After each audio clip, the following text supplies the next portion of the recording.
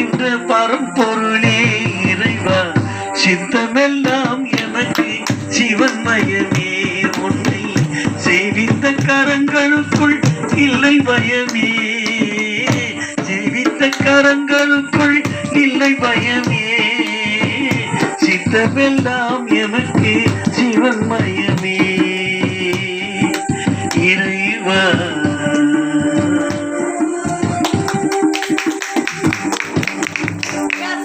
ஐயா கைத்தட்டி நல்லா பாடுங்க.